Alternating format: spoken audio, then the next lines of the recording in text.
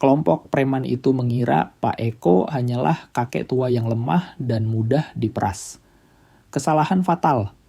Mereka tidak tahu bahwa di balik ember dan lap kusam itu bersembunyi sosok legenda dari keluarga mafia paling berbahaya. Sebelum kita melihat bagaimana sang naga terbangun, tolong tulis di kolom komentar dari kota mana kalian menonton video ini. Matahari pagi menembus celah gedung-gedung kusam di jalan raya pinggiran Jakarta, menciptakan bayangan panjang di atas aspal yang retak. Saat itu tanggal 3 Oktober 2025, dan kota mulai terbangun dengan suara bising. Lalu, lintas pagi yang akrab. Di sudut jalan, tempat jalan raya bertemu dengan gang tanpa nama Pak Eko merapikan alat kerjanya dengan sangat teliti. 3 ember plastik biru yang sudah pudar kain lap kanebo, yang sudah lama dipakai, dan botol sabun cair curah yang dia beli grosiran di pasar induk. Di usia 61 tahun, Pak Eko memiliki fisik seorang pria yang telah bekerja keras setiap hari dalam hidupnya. Tangannya kasar karena 15 tahun terkena air dan sabun, menunjukkan kapalan tebal di sela-sela jarinya. Pakaian kerjanya yang kusam sudah lama kehilangan warna aslinya berubah menjadi warna abu-abu tak menentu yang menyatu sempurna dengan debu jalanan ibu kota. Gerakannya tepat hampir seperti sebuah ritual. Setiap pagi tepat pukul 5 subuh, dia tiba di titik yang sama. Dia menggelar terpal plastik untuk menandai wilayah kerjanya. Dia mengisi ember dengan air dari keran tersembunyi yang sudah dia negosiasikan bertahun-tahun lalu dengan pemilik bengkel motor di dekat situ dan menyusun peralatannya dalam urutan yang hanya dia yang mengerti. Semuanya punya tempat, semuanya punya waktu. Pelanggan pertama hari itu selalu Pak Haji Rahmat, seorang pensiunan berusia 73 tahun yang mengendarai Toyota Avanza putih keluaran tahun 2018. Dia tiba tepat pukul 5.30 dengan senyum ramah dan kebiasaan memberi Rp10.000 ekstra untuk ketepatan waktu. Ini adalah ritual yang telah disempurnakan kedua pria itu selama 3 tahun. Sebuah tarian bisu saling percaya di kota di mana kepercayaan adalah barang mewah yang langka. Pak Haji menyapa selamat pagi Pak Eko sambil turun perlahan dari mobil dengan kehati-hatian orang tua yang waspada. Pak Eko membalas sapaan itu dan bertanya bagaimana tekanan darahnya hari ini merujuk pada hipertensi yang diderita si bapak tua. Sebuah detail pribadi yang dia pelajari dari obrolan pagi yang tak terhitung jumlahnya. Saat bekerja, Pak Eko menunjukkan konsentrasi penuh. Setiap sapuan lap mengikuti pola tertentu. Pertama, dia menyiram permukaan lalu mengoleskan sabun dengan gerakan memutar dari tengah ke pinggir. Dia membilas lagi dan akhirnya mengeringkan dengan kain mikrofiber yang dikhususkan untuk tugas akhir itu. Proses lengkapnya memakan waktu tepat 18 menit untuk satu mobil standar, 20 menit untuk mobil besar, dan 15 untuk mobil kecil. Yang tidak diketahui siapapun di sudut jalan itu, yang bahkan tidak dicurigai Pak Haji Rahmat setelah 3 tahun, pertemuan harian adalah bahwa pria yang mencuci mobilnya dengan begitu berdedikasi membawa nama keluarga yang telah menandai sejarah dunia hitam Indonesia selama 3 dekade terakhir. Nama belakangnya bukan sekadar tulisan di KTP, itu adalah warisan darah yang menghubungkan Pak Eko dengan kerajaan bisnis gelap perebutan wilayah dan kekayaan yang dibangun di atas kekerasan. Tapi pagi itu, saat uap air hangat mengepul dari kap mesin Avanza Pak Haji Pak Eko, hanyalah seperti yang terlihat. Seorang pekerja tak kasat mata di lanskap kota Jakarta. Seorang pria yang memilih kejujuran sebagai jalan hidup dan menemukan harga diri dalam setiap rupiah yang didapat dari keringat keningnya. Kaca spion kecil yang dia pasang di tiang listrik terdekat memungkinkannya memantau arus kendaraan tanpa menghentikan pekerjaannya. Lewat kaca buram itu, dia mengamati kota yang mulai menggeliat. Orang kantoran yang terburu-buru anak sekolah dengan tas berat dan pedagang keliling yang menata dagangan. Itu adalah dunia yang terus bergerak tapi dia tetap diam. Seperti jangkar titik tetap di tengah kekacauan sehari-hari. Ketika Pak Haji Rahmat pergi meninggalkan Rp50.000, seperti biasa ditambah tip 10.000 Pak Eko menyiapkan tempatnya untuk pelanggan berikutnya.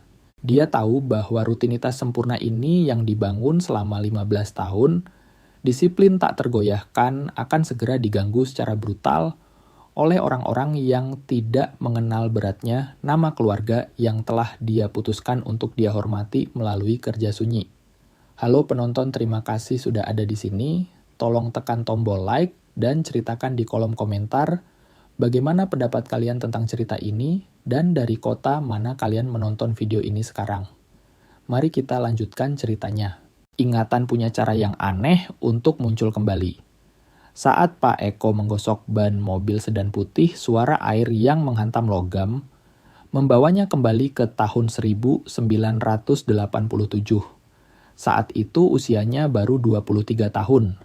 Jalanan Jakarta kala itu adalah wilayah yang berbeda, lebih liar. Tapi anehnya lebih mudah ditebak. Di masa itu, nama keluarga besar mereka bergema dengan otoritas yang tidak butuh penjelasan. Pak Eko teringat pertemuan keluarga di rumah sederhana bibinya, tempat para sepupu berkumpul setiap hari Minggu. Bang Johan yang hanya 3 tahun lebih tua darinya sudah menunjukkan campuran karisma alami dan tekad baja yang akan membuatnya ditakuti di masa depan. Tapi saat itu mereka hanyalah pemuda kampung yang berbagi nasi bungkus dan mimpi tentang kejayaan. Perubahan itu terjadi secara bertahap hampir tak terasa. Awalnya hanya bisik-bisik tentang peluang bisnis, lalu mobil-mobil baru mulai muncul di halaman rumah, kemudian perjalanan misterius yang memakan waktu berminggu-minggu. Pak Eko terlibat dalam evolusi itu selama 5 tahun, dari tahun 87 hingga 92. Dia membawa pesan mengantar paket dan mempelajari kode etik yang tidak akan pernah dia lupakan. Tapi tahun 92 juga menjadi tahun pengungkapan. Kematian Dani, sepupu terdekatnya dalam baku tembak dengan polisi di pinggiran kota, menjadi peringatan yang brutal. Pak Eko hadir di pemakaman itu. Dia melihat kesedihan yang menghancurkan di mata bibinya. Dia mendengar isak tangis keponakannya yang bertanya kapan ayah mereka akan pulang. Malam itu, dalam kesunyian kamarnya, dia mengambil keputusan yang mengubah hidupnya selamanya. Percakapan dengan Bang Johan berlangsung tegang namun penuh hormat. Sepupunya mencoba menahannya berbicara tentang kesetiaan keluarga. Tapi ketika Pak Eko menjelaskan alasannya, ketika dia bicara ingin menua bersama Bu Sri, tanpa harus terus-menerus melihat ke belakang karena takut Bang Johan mengangguk dengan kesedihan yang memaklumi. Kalau suatu hari kau butuh bantuan, kau tahu di mana mencariku. Itu adalah kata-kata perpisahan dari Bang Johan disertai pelukan erat yang terasa seperti persaudaraan sekaligus kehilangan. Suara klakson menariknya kembali ke masa kini. Seorang wanita muda, mungkin mahasiswi, menunggu di dalam mobil Honda Brio merah yang catnya sudah mulai kusam. Pak Eko mendekat dengan senyum profesionalnya topeng ramah yang dia sempurnakan untuk berinteraksi dengan orang asing. Dia bertanya apakah ingin cuci lengkap atau hanya bilas. Gadis itu menjawab minta lengkap karena dia ada wawancara kerja 1 jam lagi. Ada campuran kecemasan dan harapan dalam suaranya. Sambil bekerja, Pak Eko merenungkan keputusan hidupnya. Memilih meninggalkan dunia hitam berarti pengorbanan yang masih terasa perih di malam-malam sepi. Dia tidak pernah punya rumah sendiri. Rumah kontrakan 2 kamar yang dia tempati bersama Bu Sri adalah satu-satunya tempat berteduh mereka. Mereka tidak pernah liburan mewah. Tapi dia mendapatkan hal-hal yang tak ternilai harganya. Setiap malam dia tidur tanpa mimpi buruk tentang pengkhianatan. Setiap pagi dia bangun dengan kepastian bahwa keputusannya tidak akan membahayakan nyawa istrinya. Setiap rupiah yang dia terima dari mencuci mobil adalah uang halal. Busri mendukungnya sejak awal meski tidak pernah tahu detail masa lalunya. Gadis pemilik Brio itu memberinya uang pas 50.000 rupiah lalu pergi dengan senyum, "Terima kasih." Pak Eko menyimpan uang itu di saku celananya, tempat sebuah buku kecil mencatat setiap pemasukan hari itu. Di akhir minggu, totalnya rata-rata sekitar 1,5 juta rupiah. Hidup yang sederhana, tapi itu adalah hidupnya. Lamunannya terputus oleh deru mesin diesel yang kuat mendekat dari jalan raya. Sebuah mobil Pajero Sport warna hitam melambat, lalu berhenti tepat di depan lapak Pak Eko. Mesin diesel itu tetap menderu beberapa detik sebelum dimatikan, seolah kendaraan itu sendiri ingin mengumumkan kehadirannya yang dominan. Kaca jendela yang gelap gulita membuat bagian dalam tidak terlihat. Tapi sikap mengancam dari kendaraan itu sangat jelas bagi siapa saja yang hidup cukup lama di jalanan Jakarta. Pak Eko tidak langsung mendongak. Dia terus mengeringkan spion mobil sedan yang sedang dikerjakannya. Tapi sudut matanya merekam setiap detail. Plat nomor luar, kota ban baru yang besar, dan bumper depan yang diperkuat besi. Pengalamannya di masa lalu mengajarkannya membaca kendaraan seperti orang lain membaca koran. Dan semua hal tentang Pajero itu berteriak masalah.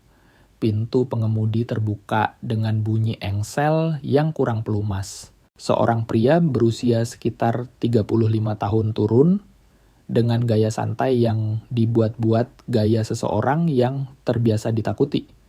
Dia mengenakan celana jeans ketat sepatu kulit dan kaos polo yang terlalu sempit untuk badannya yang kekar hasil nge-gym. 3 tato terlihat jelas tengkorak di lengan kanan angka Romawi, di leher, dan gambar buaya kecil di kerah bajunya. 3 pintu lainnya terbuka hampir bersamaan. 2 pria yang lebih muda mengapit pemimpin mereka. Orang keempat, pria bertubuh besar dengan bekas luka di pipi kiri, tetap berdiri di dekat mobil matanya, terus bergerak mengawasi sekitar. "Woi Pak," suara pemimpin itu terdengar serakas perokok berat. "Kami perlu bicara." Pak Eko selesai mengeringkan spion melipat lap dengan gerakan lambat yang disengaja dan akhirnya berbalik menghadap para tamu tak diundang itu. Wajahnya tetap tenang, ekspresi netral yang dia latih selama bertahun-tahun menghadapi pelanggan rewel. Tapi di dalam dirinya, insting purba menyala seperti alarm bahaya. Dia menyapa selamat pagi dan bertanya ada yang bisa dibantu. Suaranya terdengar tenang tanpa jejak ketakutan. Pria dengan tato buaya itu melangkah 2 langkah lebih dekat sengaja melanggar ruang pribadi Pak Eko. Senyumnya memperlihatkan gigi emas dan aroma parfum murah yang bercampur bau rokok menciptakan awan agresif di sekitarnya. "Namaku Jarot," katanya dengan nada merendahkan. "Aku mewakili keamanan dan bisnis di wilayah ini." Dia melanjutkan bahwa mereka melihat Pak Eko punya bisnis kecil yang lancar dan mereka ingin membantu menjaganya tetap aman. Kata-kata itu menggantung di udara pagi sebagai ancaman yang nyaris tak tersamar. Pak Eko pernah mendengar kalimat yang sama puluhan tahun lalu dari mulut pria lain yang mengira kekuasaan diukur dengan kekerasan. Bedanya dulu dia berada di sisi yang lain. Pak Eko menjawab dengan nada sopan bahwa dia berterima kasih atas perhatiannya, tapi selama ini dia tidak pernah punya masalah keamanan karena daerah ini aman. Si Jarot tertawa keras tawa yang terdengar seperti gonggongan. Salah satu anak buahnya pemuda kurus dengan lengan penuh tato menendang salah satu ember berisi air sabun. Cairan itu tumpah ke aspal menciptakan genangan busa yang mengalir perlahan ke jalan. Ketenangan itu harus dibayar. Pak tua sela pemuda itu jelas mencari persetujuan bosnya. Dan harga untuk menjaga bisnismu tetap jalan lancar adalah 1,5 juta rupiah per minggu. Preman kedua yang lebih besar mengambil cermin kecil yang biasa dipakai Pak Eko untuk mengecek hasil cucian. Dia memandangnya dengan rasa ingin tahu yang berlebihan sebelum sengaja menjatuhkannya ke trotoar. Kaca itu pecah berkeping-keping memantulkan sinar matahari pagi seperti berlian tajam. Ups, kata pria itu dengan senyum palsu. Maaf, tanganku licin. Pak Eko menatap pecahan cermin itu tanpa mengubah ekspresinya. Secara mental, dia sedang mendata detail dengan presisi otomatis. Logat bicara mereka senjata yang menonjol di balik baju dan hierarki yang jelas dengan Jarod sebagai pemimpin. Ini adalah metode intimidasi standar. Pak Eko akhirnya berkata, dia mengerti sambil membungkuk memunguti pecahan kaca terbesar. Dia bertanya di mana dia harus membayar. Kemudahan penyerahan dirinya tampaknya memuaskan si Jarod yang kembali tersenyum licik. Itu reaksi yang dia harapkan dari pekerja biasa rasa, takut tunduk, dan penerimaan. Ada gudang barang bekas 3 blok ke arah utara di Jalan Merdeka. Setiap Jumat jam 3 sore cari orang bernama si Kurus dan serahkan uangnya. Jarod memberi jeda dramatis lalu memperingatkan jangan pernah berpikir untuk lapor polisi. Orang sepertimu lahir untuk melayani orang yang benar-benar berkuasa di kota ini. Keempat pria itu kembali ke mobil mereka dengan koordinasi militer yang sama saat mereka turun. Mesin diesel kembali meraung dan Pajero itu melaju pergi meninggalkan jejak asap hitam dan rasa ancaman yang nyata. Pak Eko berdiri diam selama beberapa menit seolah memproses apa yang baru saja terjadi. Tapi sebenarnya pikirannya bekerja di level yang sama sekali berbeda. Merekam setiap detail, setiap gerakan, setiap kata. Setelah 15 tahun menjadi orang biasa, dunia yang dia tinggalkan baru saja mengingatkannya bahwa di jalanan ini masa lalu tidak pernah benar-benar terkubur. Sisa hari itu berjalan dengan kenormalan semu yang dipertahankan Pak Eko seperti sandiwara yang sempurna. Dia melayani 12 pelanggan, lagi mematok harga biasa dan berbasa-basi tentang cuaca serta kemacetan. Namun, di dalam kepalanya sebuah mesin tua yang telah tertidur selama 15 tahun, kini menyala kembali berputar dengan presisi yang menakutkan. Pukul 6 sore ketika pelanggan terakhir pergi dan matahari mulai turun di ufuk barat, Pak Eko membereskan alat-alatnya. Kali ini matanya merekam hal-hal yang selama bertahun-tahun sengaja dia abaikan. Jalur pelarian dari sudut jalan itu kendaraan yang lewat lebih dari sekali, dan wajah-wajah asing yang mungkin sedang mengawasinya.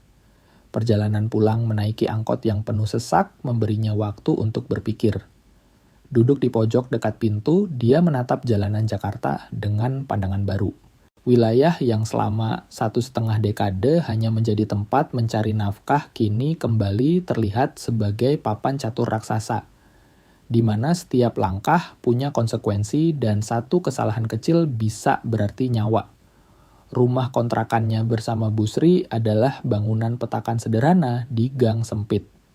Mereka menempati pintu nomor 2, ruang kecil namun bersih yang berisi ruang tamu, merangkap ruang makan, 1 kamar tidur, dan dapur kecil di belakang. Dindingnya dihiasi foto kenangan 40 tahun pernikahan mereka. Foto akad nikah tahun 80-an liburan hemat ke Ancol dan momen lebaran keluarga. Busri sedang memasak makan malam saat dia masuk. Di usianya yang ke-58, dia masih memancarkan ketenangan seorang wanita yang menemukan kedamaian dalam kesederhanaan. Rambutnya yang mulai memutih digelung rapi. Bagaimana harimu, Pak? Tanyanya tanpa menoleh, sibuk menggoreng tempe dan sambal terasi yang aromanya memenuhi ruangan. Biasa saja, Bu, jawab Pak Eko sambil menggantungkan topi kumalnya di paku balik pintu. Pelanggan ramai, cuaca juga cerah. Itu adalah kebohongan demi kebaikan. Selama bertahun-tahun dia menjauhkan Bu Sri dari bayang-bayang masa lalunya.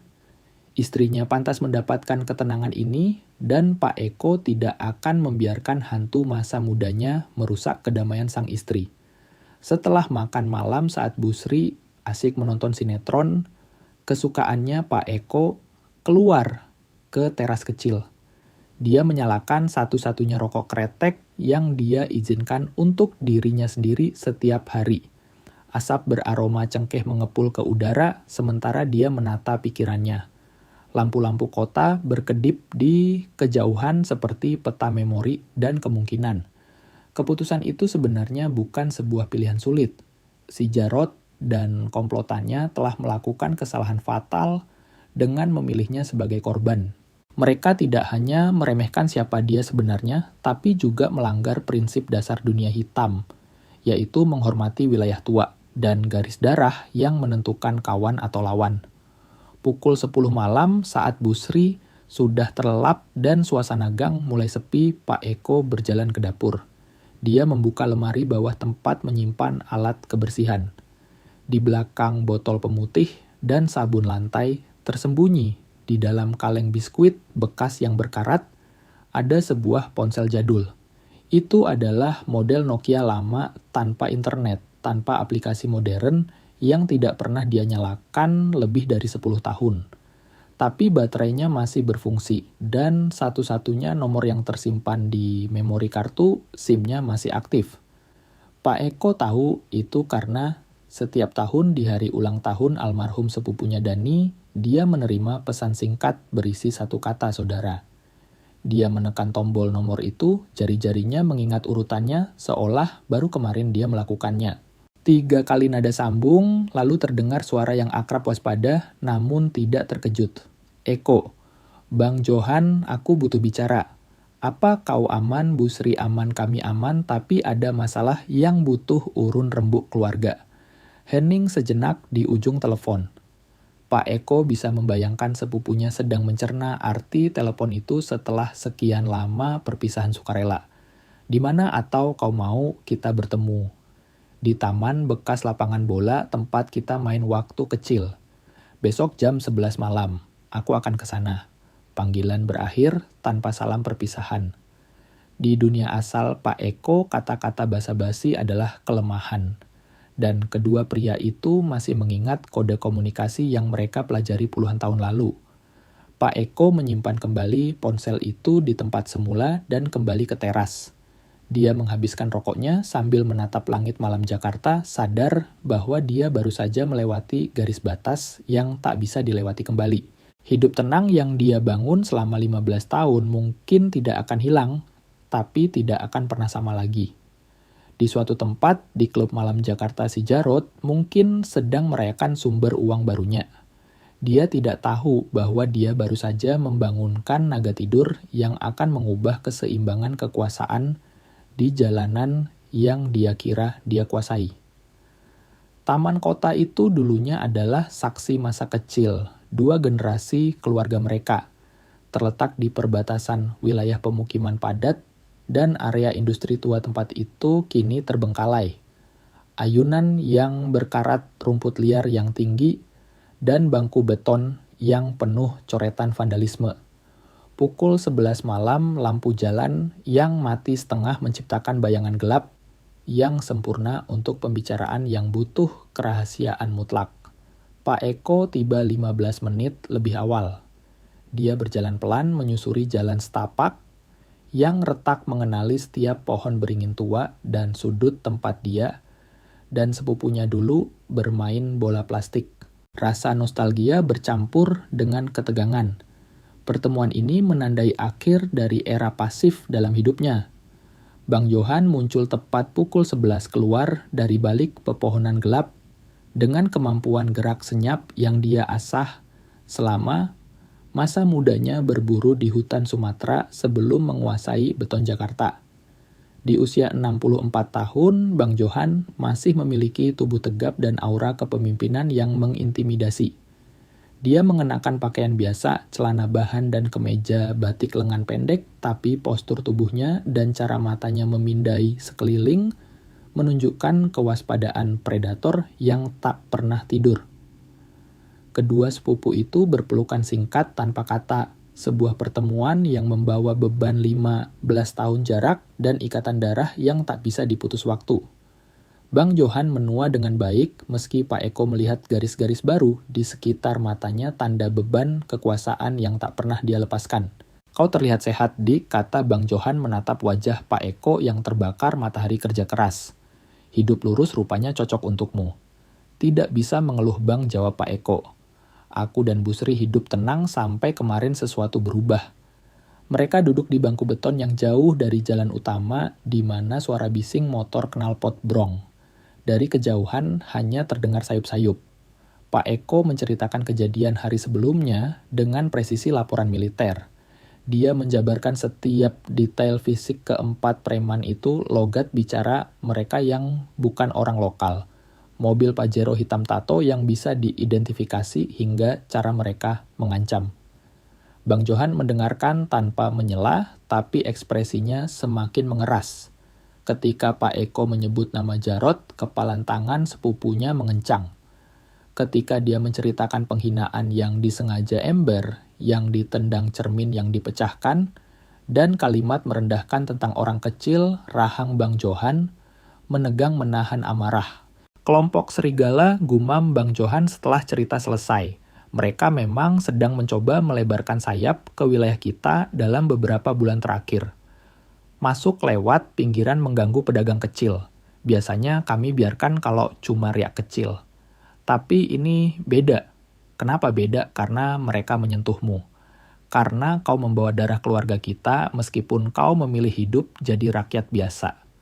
Bang Johan diam sejenak menyusun strategi di kepalanya, dan karena si Jarot yang kau gambarkan ini punya catatan merah. Anak buahku sudah memantau gerak-geriknya. Selama 20 menit berikutnya, Bang Johan membeberkan informasi intelijen yang menunjukkan betapa luasnya jaringan bawah tanah mereka. Si Jarot, nama aslinya Rudi Hartono, datang ke Jakarta 6 bulan lalu sebagai pimpinan unit kecil dari organisasi Serigala. Secara resmi tugasnya hanya memantau peluang bisnis. Tapi secara diam-diam, dia membangun operasi pemerasan mandiri untuk mengisi kantong pribadinya. Uang yang dia dapat tidak dia setorkan ke bos besarnya di pusat. Dia sudah memeras lebih dari 40 pedagang kecil dalam 4 bulan terakhir, jelas Bang Johan. Tukang bakso, pemilik bengkel pedagang pasar orang-orang kecil yang tidak bisa melawan dan tidak punya koneksi. Informasi ini membenarkan dugaan Pak Eko. Dia bukan target acak. Dia adalah bagian dari pola pemerasan sistematis yang menyasar ekonomi rakyat kecil. Apa pilihanku Bang? Tanya Pak Eko meski dalam hati dia sudah menduga jawabannya. Secara hukum, negara engkau tidak punya pilihan. Kalau lapor polisi biasa, laporannya akan hilang atau kau malah jadi target balas dendam. Bang Johan condong ke depan merendahkan suaranya menjadi bisikan tajam. Tapi secara keluarga, kau punya opsi yang orang lain tidak punya. Pak Eko tahu kalimat itu mengandung beban sejarah kekerasan dan kode kehormatan yang berjalan paralel dengan hukum resmi. Kalau kau memutuskan menggunakan perlindungan keluarga, tidak ada jalan kembali lanjut, Bang Johan. Sekali roda berputar, konsekuensinya permanen. Untukmu, untuk Bu Sri, untuk semua orang. Pak Eko menatap kegelapan taman membayangkan Bu Sri yang sedang tidur nyenyak di rumah. Berapa lama kau butuh waktu untuk cek info dan siapkan rencana 48 jam. Aku hubungi kau Jumat pagi. Kedua sepupu itu berpisah dengan anggukan singkat. Saat Bang Johan menghilang kembali ke dalam bayang-bayang pepohonan Pak Eko tetap duduk beberapa menit lagi. Dia tahu dia baru saja mengaktifkan kekuatan yang akan mengguncang keseimbangan hidupnya yang rapuh. 2 hari berikutnya terasa aneh bagi Pak Eko. Di permukaan dia menjalani rutinitas mencuci mobil seperti mesin. Datang subuh melayani pelanggan tersenyum ramah. Tapi di kepalanya radar bahaya terus menyala. Hari Kamis pagi saat mengelap kap mesin kijang kapsul, dia menyadari ada yang mengawasinya. Seorang pemuda dengan jaket ojek online tapi tanpa helm. Lewat 3 kali di depan lapaknya dalam 2 jam. Cara dia melirik dan kecepatannya yang tidak wajar adalah tanda survei lapangan. Malam itu saat makan malam, Bu Sri berkomentar, "Bapak kok diam saja dari tadi, ada masalah di tempat kerja." "Cuma capek biasa, Bu," jawab Pak Eko santai. "Namanya juga kerja otot. Itu bohong lagi, tapi perlu." Jumat pagi tiba dengan perasaan yang sangat Pak Eko kenal dari masa mudanya. Perasaan sebelum badai. Pukul 9.30 saat sedang menyemir ban mobil, Pak Haji Rahmat ponsel jadul, di saku celananya bergetar. Satu pesan masuk. Bank Mandiri, Jalan Pemuda nomor 12. Jam 12.30. Pak Eko langsung paham. Itu adalah lokasi netral bank yang ramai di jam istirahat kantor. Siang harinya dengan alasan mau bayar listrik, Pak Eko pergi ke titik pertemuan. Bang Johan sudah duduk di kursi, antrian nasabah membaca koran berpakaian rapi. Seperti bapak-bapak pensiunan yang mau ambil uang pensiun. Pak Eko duduk 2 kursi darinya berpura-pura memeriksa berkas di map plastik. 5 menit mereka diam layaknya orang asing.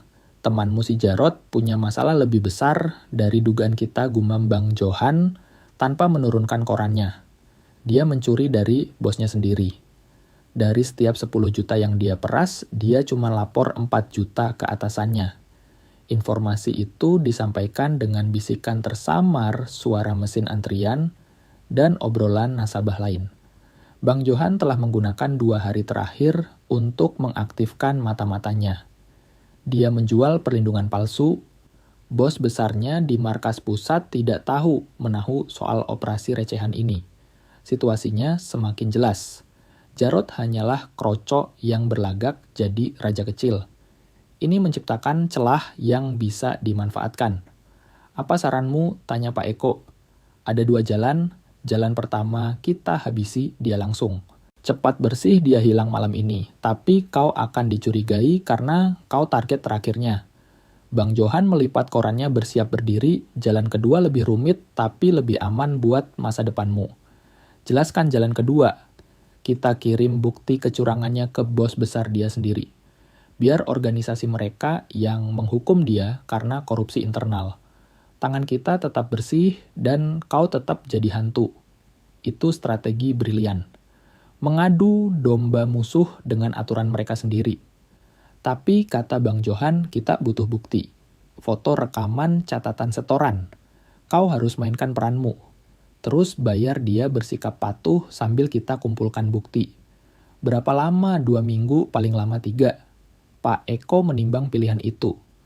Jalan kedua lebih berisiko karena dia harus terus berhadapan dengan Jarot, tapi itu satu-satunya cara agar dia tidak dikejar polisi atau balas dendam. Aku pilih jalan kedua, putus Pak Eko. Tapi aku minta jaminan keselamatan buat Bu Sri. Bang Johan mengangguk, lalu berdiri menuju teller. Sebelum pergi, dia berbisik pelan. Mulai sore ini kau akan punya bayangan. Kau tidak akan melihat mereka, tapi mereka ada di sana menjagamu. Pak Eko tetap duduk 10 menit lagi meresapi keputusannya. Permainan dimulai. Pembayaran pertama jatuh tempo jam 3 sore ini. Pak Eko tiba di gudang onderdil bekas itu tepat waktu sesuai janjinya. Tempat itu persis seperti dugaannya sebuah bangunan ruko tua 2 lantai, dengan cat dinding yang mengelupas dan jendela berteralis besi yang sudah karatan. Papan nama kusam di depan bertuliskan Jaya Motor sedia suku cadang copotan. Lokasi ini sempurna untuk transaksi gelap, jauh dari kamera CCTV, jalan raya sepi dari pejalan kaki, dan punya banyak gang tikus untuk kabur. Pak Eko mengenali tanda-tanda tempat yang dipilih oleh penjahat yang sudah mempelajari pola patroli polisi sektor setempat. Bagian dalam gudang itu membenarkan kecurigaannya. Rak-rak besi tinggi menyimpan onderdil mobil asli yang dicampur dengan barang-barang yang jelas hasil curian. Lampu depan mobil yang masih bening velg ban, yang goresannya masih baru, dan sistem audio mobil dengan kabel yang dipotong paksa. Ini adalah bisnis semi-legal kedok sempurna untuk operasi kriminal murni. Si Jarot menunggunya di kantor darurat di bagian belakang, Ruko duduk di balik meja kayu jati yang sudah reyot. 2 anak buahnya yang setia berjaga di kiri kanan pintu. Si pemuda kurus bertato dan si pria besar dengan bekas luka. Pemandangan itu dirancang untuk menakuti nyali siapapun yang masuk. Kau tepat waktu Pak Tua, kata si Jarot sambil menengadahkan tangan meminta amplop yang sudah disiapkan Pak Eko. Aku suka orang yang paham aturan main. Pak Eko menyerahkan uang 1,5 juta rupiah itu tanpa banyak bicara. Uang itu dia ambil dari tabungan pribadinya, jumlah yang setara dengan kerja keras 4 hari penuh di bawah matahari Jakarta. Sementara si Jarod menghitung lembaran uang merah itu dengan senyum puas. Pak Eko merekam detail ruangan itu di kepalanya untuk melengkapi laporan ke Bang Johan. Kantor itu memiliki brankas kecil yang sedikit terlihat di balik meja. Ada 2 ponsel tergeletak di meja dan sebuah buku tulis besar tempat si Jarod mencatat sesuatu setelah menghitung uang. Di dinding tergantung kalender dari toko bangunan yang menunjukkan bulan Oktober, dengan beberapa tanggal dilingkari spidol merah. Kemungkinan besar itu jadwal penagihan korban lainnya. Minggu depan hari dan jam yang sama perintah si Jarod sambil memasukkan uang ke saku kemejanya. Dalam perjalanan kembali ke lapaknya, Pak Eko mulai melihat tanda-tanda perlindungan senyap yang dijanjikan Bang Johan. Seorang pedagang cilok keliling mangkal di sudut jalan yang biasanya kosong. Sebuah mobil box milik dinas pertamanan parkir lebih lama dari yang seharusnya untuk memotong rumput. Perubahan kecil di lanskap kota yang hanya bisa dikenali oleh mata terlatih sebagai pos pengawas. Malam itu, saat makan malam Bu Sri berkomentar tentang sesuatu yang mengejutkan Pak Eko. "Ibu perhatikan kok belakangan ini banyak mobil patroli lewat ya Pak," katanya sambil menyendokkan nasi hangat. Bapak lihat sesuatu yang aneh tidak di jalanan. Pengamatan istrinya menunjukkan ketajaman intuisi wanita yang selama ini dia remehkan. Bu Sri mungkin tidak paham dunia kriminal, tapi 40 tahun hidup di pinggiran Jakarta membuatnya peka terhadap perubahan keamanan kampung. "Cuma patroli rutin Bu," jawab Pak Eko santai. "Biasalah menjelang akhir tahun polisi makin rajin." Itu alasan yang masuk akal, tapi Pak Eko melihat Bu Sri tidak sepenuhnya yakin. Hari Sabtu dan Minggu berlalu dengan kenormalan yang dipaksakan. Namun, hari Senin pagi membawa bukti nyata pertama bahwa rencana adu domba Bang Johan mulai bekerja. Saat sedang mencuci sebuah Toyota Rush putih, Pak Eko menguping percakapan 2 montir dari bengkel sebelah. "Si kurus lagi pusing setoran gak klop," kata salah satu montir. Dia merujuk pada penjaga gudang tempat Pak Eko menyerahkan uang. Katanya si Jarod lapor ke pusat angkanya kecil padahal yang dia tarik dari lapangan besar. Montir kedua bertanya kok dia bisa tahu. Temannya bilang karena kakaknya si kurus punya warung pecel lele di daerah Tebet dan si Jarod juga memeras di sana, tapi di laporan ke markas besar angkanya disunat separuh. Percakapan itu mengonfirmasi prediksi Bang Johan. Keserakahan si Jarod menciptakan selisih pembukuan yang bisa dijadikan senjata. Selama seminggu itu, Pak Eko melakukan pengamatan sistematis. Dia datang 15 menit lebih awal setiap pagi. Dia mencatat bahwa si Jarod datang ke gudang itu setiap Selasa dan Jumat selalu dikawal 2 preman yang sama. Namun, hari Rabu di minggu kedua ada tamu berbeda. Sebuah Toyota Fortuner hitam dengan plat B Jakarta Pusat datang ke gudang itu. Seorang pria paruhbaya turun dan masuk ke dalam selama 2 jam. Ketika keluar wajahnya terlihat masam seolah pertemuan di dalam tidak berjalan mulus. Sore itu Pak Eko menerima pesan singkat di ponsel jadulnya. "Buah mulai matang panen dipercepat." Itu kode bahwa skenario sedang berjalan sesuai rencana namun temponya meningkat, akhir permainan sudah dekat. Ketegangan terasa sangat kental ketika Pak Eko datang untuk pembayaran kedua di hari Jumat. Gudang onderdil itu terasa berbeda. Ada lebih banyak motor parkir, di depan wajah-wajah asing yang mondar-mandir, dan atmosfer berat yang menunjukkan sesuatu akan terjadi. Si Jarod menyambutnya tanpa keramahan palsu seperti minggu lalu. Senyumnya hilang, digantikan wajah tegang orang yang sedang tertekan. Uang 1,5 juta dihitung dengan cepat dan kasar. Pertemuan itu berlangsung singkat tanpa ceramah sok kuasa. Semua beres, gumam si Jarod. "Minggu depan lagi, jangan telat." Tapi Pak Eko melihat detail yang tidak wajar. Di meja ada tumpukan kertas laporan dengan kop surat organisasi Serigala. Brankas di belakang terbuka sedikit memperlihatkan tumpukan uang tunai yang jauh lebih banyak dari sekadar hasil malak pedagang kecil. Saat keluar dari gudang Pak Eko berpapasan dengan pria yang dia kenali. Itu adalah pria yang datang dengan Fortuner hitam hari Rabu lalu. Kali ini dia datang membawa 3 orang berbadan tegap yang memancarkan aura dingin pembunuh bayaran profesional. Senin sorenya konfirmasi bahwa bola salju telah bergulir menjadi longsoran akhirnya tiba. Saat sedang melayani pelanggan terakhir, Pak Eko mendengar sirin polisi meraung menuju arah gudang onderdil. 20 menit kemudian sirin ambulans menyusul.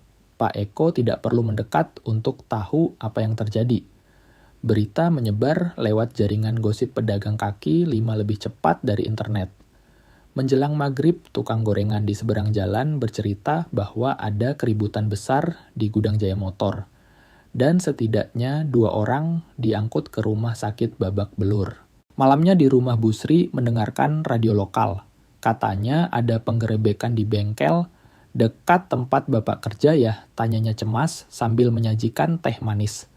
Semoga tidak merembet ke lapak Bapak. Pak Eko menenangkan istrinya. Itu jauh di blok sebelah Bu, mungkin masalah sengketa lahan biasa. Kebohongan itu perlu untuk menjaga tidur nyenyak Bu Sri. Hari Selasa pagi, detail kejadian mulai terungkap lewat obrolan warung kopi. Si Kurus, penjaga gudang masuk UGD dengan patah tulang. 2 karyawannya juga dihajar habis-habisan. Seluruh isi gudang disita polisi yang bertindak atas laporan masyarakat. Yang paling penting, si Jarot tidak terlihat sejak Senin pagi. Mobil Pajero hitamnya terakhir dilihat hari Minggu malam parkir di sebuah kos-kosan eksklusif di daerah Mangga Besar, tempat yang biasa disewa harian tanpa KTP. Hari Rabu Pak Eko menerima pesan penutup di ponsel rahasianya. 1 kata panen. Itu adalah kode dari Bang Johan bahwa operasi telah selesai. Petinggi kelompok Serigala telah menerima bukti korupsi si Jarot, dan mereka membereskan masalah internal mereka dengan cara mereka sendiri.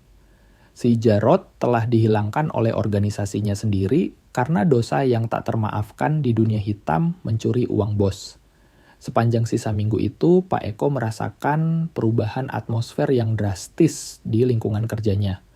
Para pedagang yang sebelumnya terlihat kucel cemas dan sering celingukan kini mulai tersenyum lega. Wajah-wajah lelah yang biasanya menghitung uang receh untuk setoran preman kini terlihat lebih cerah. Pak Haji Rahmat pelanggan setianya berkomentar saat datang hari Jumat. Rasanya udara lebih segar ya, Pak Eko katanya sambil menghirup napas dalam-dalam. Seperti habis badai terus terang lagi. Pak tua itu tidak tahu betapa tepatnya perumpamaan itu. Jumat itu yang seharusnya jadwal setoran ketiga berlalu tanpa ada penagih yang datang. Pak Eko tetap bekerja seperti biasa, tapi dalam hatinya ada kepuasan yang rumit. Dia berhasil melindungi hidup barunya tanpa sepenuhnya mengkhianati prinsip hidup lamanya. Malam itu sambil merokok di teras, Pak Eko menatap langit Jakarta yang kemerahan oleh polusi cahaya. Ancaman langsung sudah netral. Identitasnya sebagai warga sipil masih utuh. Bu Sri masih aman dalam ketidaktahuannya. Tapi dia sadar dia telah membangunkan kembali koneksi darahnya. Perlindungan keluarga yang dia minta sekarang akan tetap ada di sana seperti bayangan tak kasat mata. Mengingatkannya bahwa di kota sekeras Jakarta masa lalu tidak pernah benar-benar mati, dia hanya tertidur sebentar menunggu untuk dipanggil kembali. 3 minggu setelah menghilangnya, si Jarot pinggiran Jakarta mengalami fenomena yang oleh koran lokal disebut sebagai penurunan angka kriminalitas jalanan. Laporan di Polsek setempat menunjukkan penurunan 30% dalam pengaduan pemerasan pedagang, meskipun sebagian besar pengamat mengaitkan perubahan itu dengan patroli rutin akhir tahun. Pak Eko tahu kebenaran di balik angka-angka itu. Hilangnya si Jarot hanyalah puncak gunung es. Selama 3 minggu berikutnya, sebuah operasi pembersihan sistematis telah membongkar seluruh jaringan pemerasan liar itu hingga ke akarnya. 16 orang menghilang dalam keadaan yang dicatat polisi sebagai pergi tanpa pamit atau buron. Metodenya tepat dan senyap. Para kacung yang bekerja di bawah perintah si Jarod didatangi satu persatu diinterogasi soal uang yang mereka tilap lalu disingkirkan untuk mencegah kebocoran informasi di masa depan. Pesan untuk kelompok preman lain sangat jelas. Operasi tanpa izin di wilayah tua ini akan memiliki konsekuensi fatal. Dampaknya terlihat dalam cara-cara yang hanya bisa dipahami oleh orang dengan masa lalu seperti Pak Eko, pedagang yang selama berbulan-bulan bekerja dengan wajah tegang menyisihkan uang untuk jatah preman kini menunjukkan wajah lega yang tulus. Mereka bisa merencanakan belanja modal tanpa takut ada pungutan liar mendadak. Pak Haji Rahmat mulai membawakan kopi susu dan kue bolu buatan istrinya setiap kali datang mencuci mobil. Sebuah isyarat terima kasih atas layanan yang dia rasakan lebih dari sekadar cuci mobil, meskipun bapak tua itu tidak sepenuhnya paham sifat perlindungan tak kasat mata itu. Tapi perubahan paling signifikan terjadi pada sikap sesama tukang cuci kendaraan di jalan itu. Pak Eko memperhatikan mereka, kini menyapanya dengan rasa hormat yang berlebihan.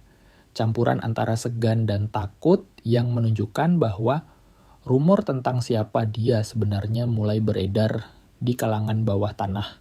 Konfirmasi itu datang pada hari Selasa sore ketika Kang Asep, seorang tukang cuci motor yang mangkal 6 blok ke arah selatan mendekat saat jam istirahat. Kang Asep adalah pria 40 tahunan yang sudah hidup di jalanan cukup lama untuk mengenali pola kekuasaan yang luput dari mata orang awam. Kang Asep berbicara dengan nada formal yang tidak pernah dia gunakan sebelumnya. Dia ingin berterima kasih atas apa yang terjadi pada orang-orang yang dulu mengganggu mereka.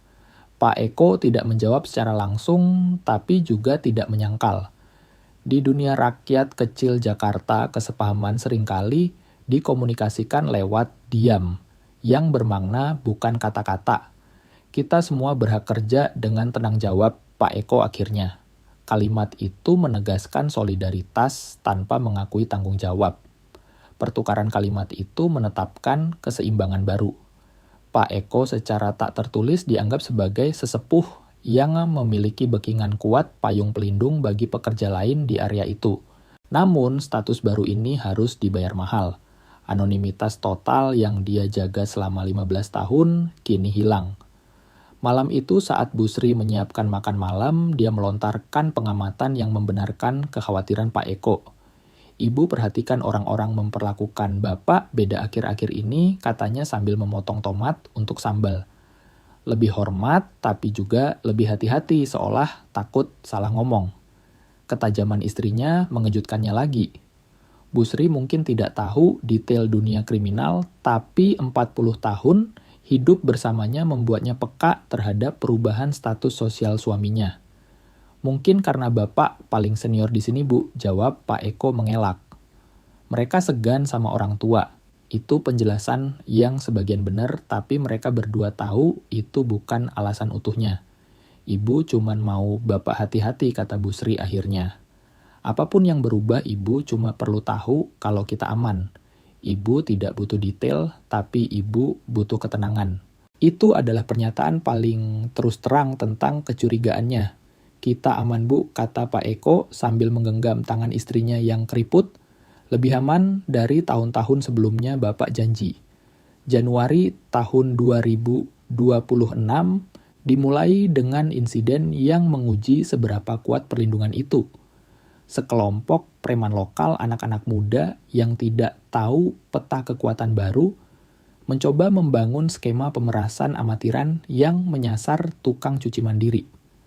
Pendekatan pertama terjadi hari Rabu ketika dua pemuda berusia 25 tahunan mendatangi lapak Kang Asep. Mereka tidak punya ciri profesional kejahatan terorganisir. Tato buatan sendiri yang jelek, jaket kulit imitasi murahan, dan sikap sok jagoan menunjukkan mereka hanya preman kampung yang sedang cari uang rokok.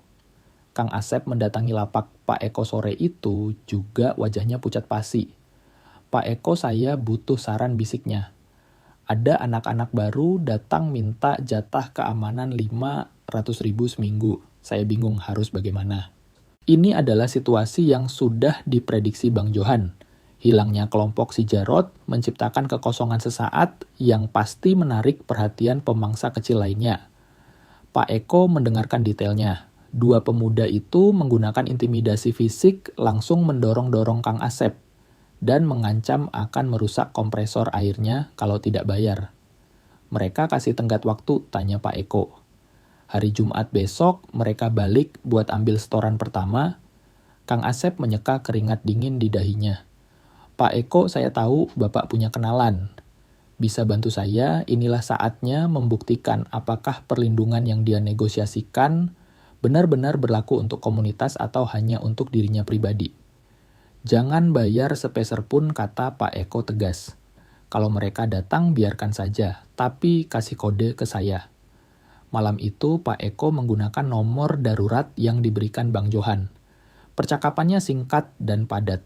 Dua pemeras amatir mengganggu pedagang di wilayah lindung dan butuh respons yang membuat jerak. Jumat pagi, Pak Eko datang lebih awal mengawasi area lapak Kang Asep dari kejauhan. Tepat pukul 2 siang, sebuah mobil Xenia butut warna silver berhenti di dekat tempat Kang Asep. Dua pemuda yang sama turun dengan gaya arogan berharap mendapat uang gampang. Apa yang terjadi selanjutnya adalah demonstrasi efisiensi tingkat tinggi dari mesin keamanan Bang Johan. Sebelum kedua preman itu sempat menyentuh Kang Asep, mereka dihadang oleh 3 pria berbadan tegap yang muncul dari berbagai sudut dengan koordinasi rapi. Konfrontasi itu berlangsung kurang dari 5 menit. Tanpa teriakan, tanpa kegaduhan yang memancing perhatian warga. Kedua pemuda itu digiring masuk ke dalam sebuah mobil Kijang Innova hitam yang muncul tiba-tiba.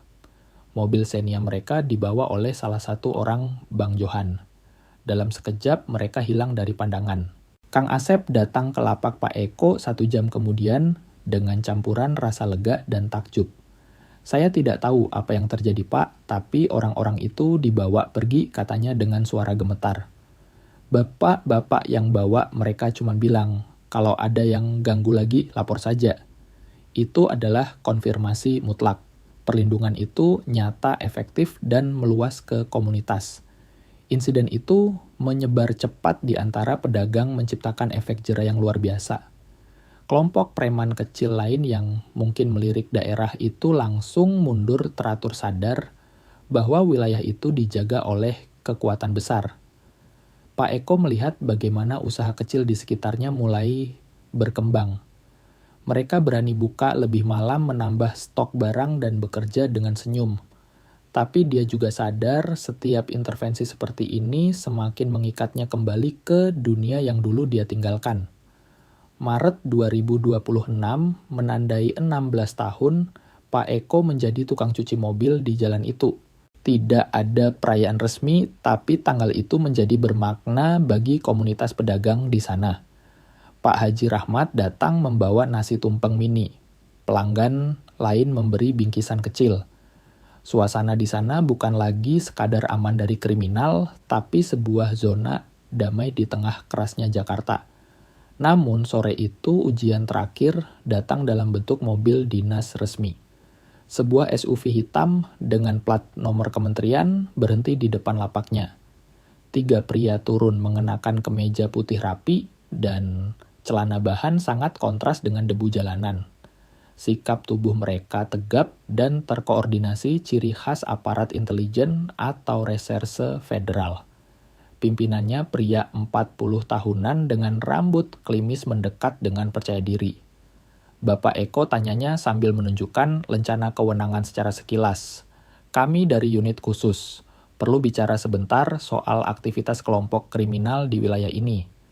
Pak Eko sudah menduga momen ini akan tiba. Operasi pembersihan Bang Johan terlalu rapi dan terlalu efektif untuk tidak memancing kecurigaan aparat tingkat tinggi yang memantau pola kejahatan di ibu kota. Koneksinya dengan kejadian-kejadian itu bersifat tidak langsung, tapi bagi penyelidik yang gigih, jejaknya pasti tercium. Tentu Pak silakan jawab, Pak Eko mempertahankan nada kooperatif warga negara yang taat hukum. Ada yang bisa saya bantu, percakapan berlangsung di area kerja Pak Eko, sementara dia tetap mengelap mobil, pelanggan menjaga kesan normalitas. Para agen itu bertanya tentang hilangnya si Jarod penurunan drastis pemerasan. Dan apakah Pak Eko melihat orang-orang mencurigakan? Jawaban Pak Eko jujur namun terpilih. Dia mengakui memang sekarang lebih aman. Dia tidak tahu menahu soal orang hilang. Dia bersyukur pekerja kecil seperti dirinya bisa cari makan dengan tenang. Setiap kalimatnya secara teknis benar meskipun menyembunyikan peran kuncinya. Selama 30 menit interogasi santai itu, Pak Eko menyadari satu hal. Mobil-mobil yang biasa dia kenali sebagai pengawas dari pihak Bang Johan melintas lebih sering dari biasanya. Mata-mata jalanan sedang mengawasi para pengawas negara. Para agen itu akhirnya pergi tanpa membawa bukti apa-apa, tapi mereka telah mengonfirmasi satu hal. Pak Eko adalah tokoh yang dihormati di sana, dan sepertinya bersih dari keterlibatan kriminal langsung. Malamnya Bang Johan muncul di tengah keramaian pasar malam dekat rumah Pak Eko. Orang-orang dari pusat Puaskau cuma dianggap warga sipil yang kebetulan untung karena perang antar geng jelas Bang Johan, sambil menyeruput kopi plastik. Tapi kehadiran mereka berarti profil kita sedang dipantau. Ini mengubah strategi. Intervensi kasar seperti menculik preman di siang bolong akan dikurangi. Diganti dengan metode yang lebih halus, menggunakan orang dalam di kepolisian dan jalur birokrasi untuk menekan gangguan keamanan. Apakah perlindungannya bakal hilang? Tanya Pak Eko. Justru sebaliknya, Bang Johan tersenyum-senyum seorang ahli strategi tua. Perlindungannya bakal jadi lebih canggih. Tidak terlihat, tapi lebih mematikan. Kau berhasil melakukan hal yang unik, Dik. Kau tetap jujur, tapi kau membantu menciptakan lingkungan di mana kejujuran bisa hidup. Itu layak dilindungi seumur hidup. Pak Eko pulang malam itu dengan perasaan damai yang utuh. Dia telah menemukan keseimbangan yang mustahil. Menjaga prinsip hidup barunya sambil memanfaatkan warisan darah lamanya demi kebaikan orang banyak. Desember 2026 datang dengan ketenangan bagi seseorang yang telah menemukan keseimbangan setelah melewati badai yang tak terduga. Pak Eko telah melewati 17 bulan sejak insiden yang mengubah hidupnya. Dan rutinitas yang dia bangun kembali kini memiliki kekokohan yang melampaui sekadar pengulangan aktivitas harian. Itu adalah rutinitas yang diperkaya oleh tujuan dan dilindungi oleh koneksi yang bekerja seperti ekosistem keamanan yang tak kasat mata. Pagi di tanggal 20 Desember dimulai seperti pagi lainnya, namun mengandung elemen yang menunjukkan betapa drastisnya dinamika lingkungannya telah berubah. Pak Haji Rahmat tiba pukul 5.30 dengan ketepatan waktu khasnya. Tapi kini obrolan mereka selalu menyelipkan rasa syukur atas ketenangan yang dirasakan di wilayah itu. Pelanggan lain mulai membawa kenalan baru dengan rekomendasi yang antusias menciptakan jaringan referensi yang telah melipat gandakan pendapatan bulanan Pak Eko. Namun yang paling berarti adalah perubahan dalam hubungannya dengan Bu Sri. Istrinya telah mengembangkan pemahaman batin tentang status baru suaminya tanpa memerlukan penjelasan rinci. Saat sarapan pagi itu, ketika mereka menikmati kopi panas dan pisang goreng, Bu Sri melontarkan pengamatan yang mengungkapkan kedalaman pemahamannya. Dia berkata bahwa 40 tahun yang lalu, dia jatuh cinta pada seorang pemuda yang memiliki kekuatan untuk mengubah jalan hidupnya dari kegelapan menuju cahaya. Sekarang dia melihat bahwa kekuatan yang sama itu digunakan suaminya untuk melindungi kehidupan yang mereka bangun bersama. Itu adalah pengakuan bahwa masa lalu Pak Eko bukanlah pengkhianatan terhadap masa kini, melainkan sebuah persiapan untuk tantangan yang harus mereka hadapi sebagai pasangan. Bu Sri telah mengerti bahwa keterampilan yang dikuasai suaminya di masa muda telah berubah menjadi alat untuk melindungi nilai-nilai keluarga dan tetangga. Sepanjang sore sambil melayani sebuah mobil sedan silver, Pak Eko merenungkan pelajaran yang dia dapat selama 17 bulan terakhir. Dia menemukan bahwa kejujuran kerja keras dan koneksi keluarga dunia hitam tidak harus saling bertentangan jika dijalankan dengan prinsip yang jelas.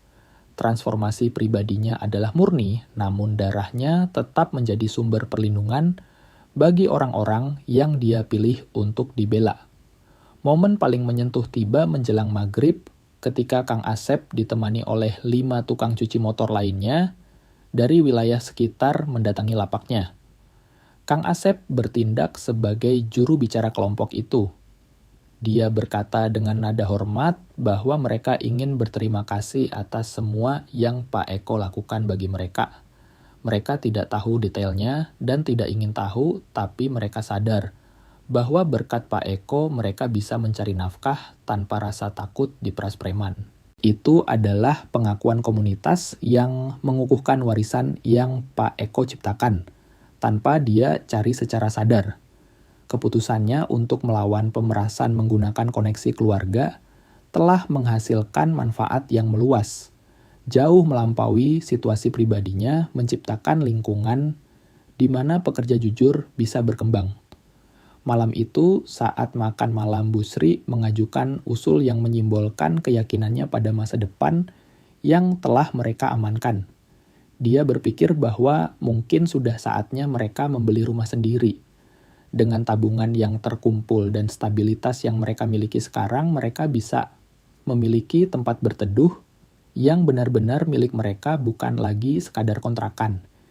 Ini adalah pertama kalinya dalam 4 dekade mereka berdiskusi serius tentang kemungkinan memiliki properti.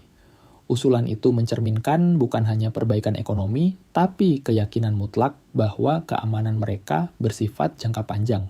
Saat menghisap rokok kretek terakhirnya di teras malam itu, Pak Eko menatap lampu-lampu Jakarta dengan kepuasan yang butuh puluhan tahun untuk dicapai.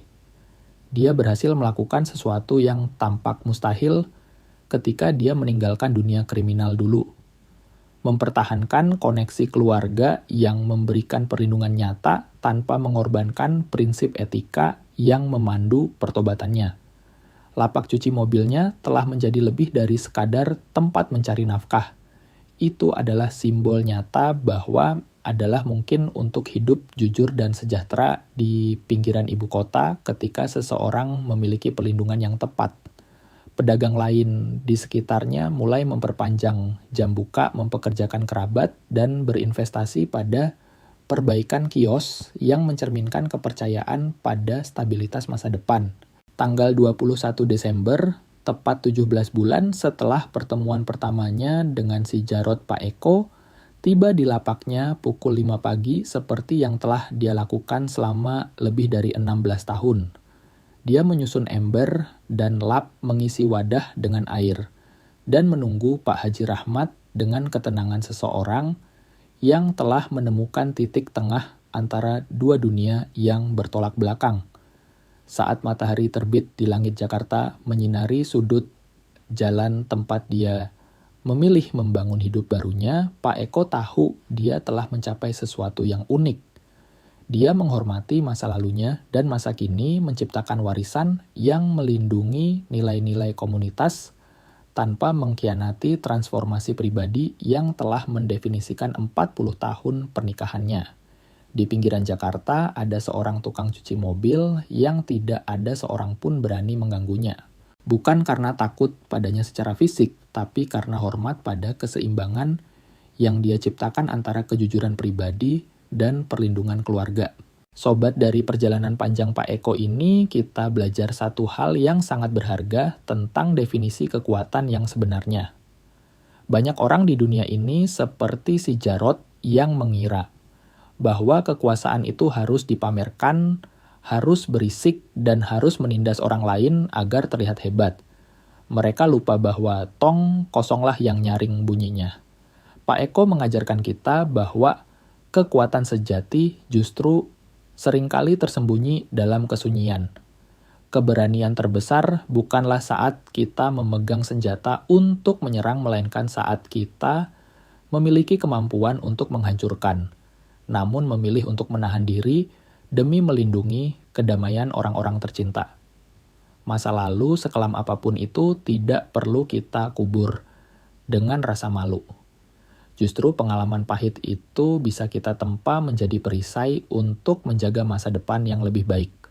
Hidup ini bukan tentang dari mana kita berasal atau siapa keluarga kita, tapi tentang keputusan yang kita ambil setiap pagi saat matahari terbit. Apakah kita mau menjadi sumber masalah atau menjadi pelindung bagi sesama? Jika kalian merasa terhubung dengan nilai-nilai keberanian dalam diam dan kesetiaan yang tak lekang oleh waktu ini, saya mengundang kalian untuk terus menjadi bagian dari perjalanan kami. Tekan tombol subscribe sekarang agar kita bisa terus berbagi kisah-kisah kehidupan yang penuh makna di video-video selanjutnya. Sampai jumpa.